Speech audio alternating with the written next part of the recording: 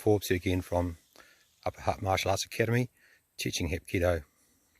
So a few people have been asking me and making comments about why is Upper Hut running all these classes alongside Hapkido that on the outside appear to have no direct relation to Hapkido. And these classes are our sword class, our ground combatives class, and our pressure point class. Now all of these subjects are relevant to Hapkido, and I thought I'd just cover each of those classes and just why we teach them. This video is a little bit about our sword classes. Of our 3 new classes, the sword classes are the most important in terms of supporting and developing your Hapkido. Hapkido is an eclectic martial art. It's important to refine and develop our current techniques, but also expand our skill set. And in Hapkido we have weapons syllabus, but in general the weapons component of Hapkido is done very badly. And to really understand Hapkido, you've got to understand swordsmanship, because the roots of Hapkido are in swordsmanship. So running a sword class alongside Hapkido makes sense to me, and we've been running a sword class alongside our Hapkido classes in Upper Hut since we started the Upper Hut Dojang back in 2004. Why study swordsmanship?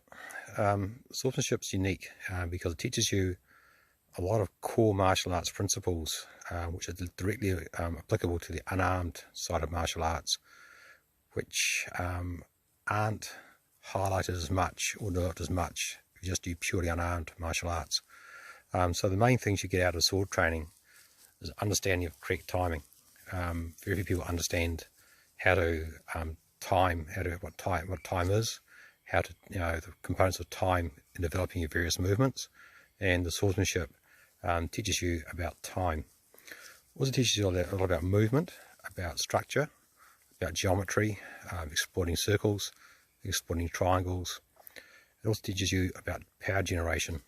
So these are a few of the fundamental principles that underpin Hapkido, which you get a really deep understanding of when you study the sword, but you don't get as deep an understanding of them if you study Hapkido by itself. In Upper Hut we have 2 sword classes now. The first sword class follows the European sword tradition from the Middle Ages and the Renaissance.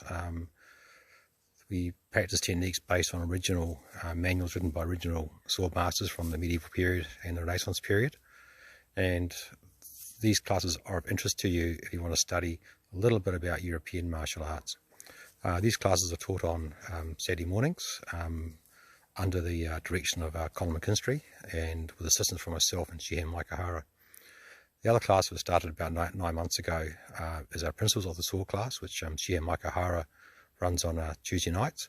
And this class follows the Asian tradition, but also covers all the principles in the other sword class, because the foundation of sword arts, the principles, the underlying, what we talked about earlier, in both sword cultures.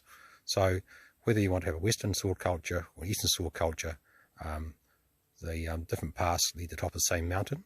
So if you're serious about developing your Hapkido at some stage, you probably should spend time in either of those 2 sword classes.